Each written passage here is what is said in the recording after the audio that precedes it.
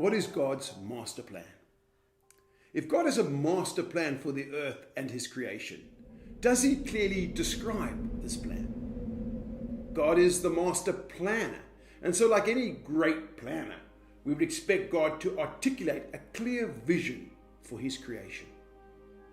All successful companies today have a clear vision statement. Can we find such a clear statement of intent from God in the Bible? I believe that God does provide a very clear summary statement of his master plan. And as we will learn, although his vision statement is clear and concise, it is at the same time both profound and filled with deeper meaning. This vision statement is repeated a number of times in various forms throughout the Bible. One of the most clear examples of this vision was shared with God's great servant Moses, who was tasked with leading Israel from slavery to Egypt to freedom in the promised land. In Numbers chapter 14 and verse 21, God says to Moses, "But as truly as I live, all the earth shall be filled with the glory of the Lord."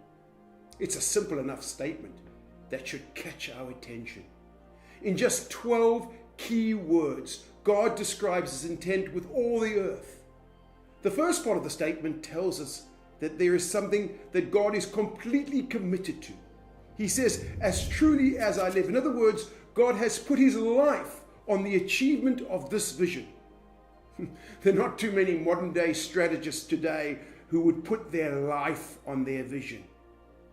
And what is that vision?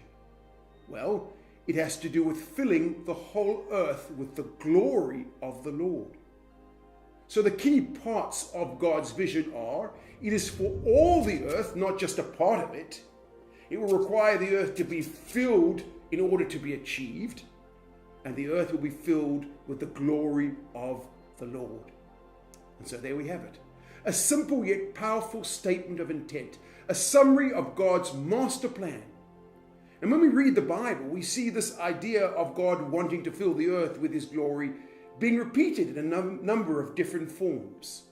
For example, in Habakkuk chapter 2 and at verse 14, it says, "For the earth will be filled with the knowledge of the glory of the Lord as the waters cover the sea."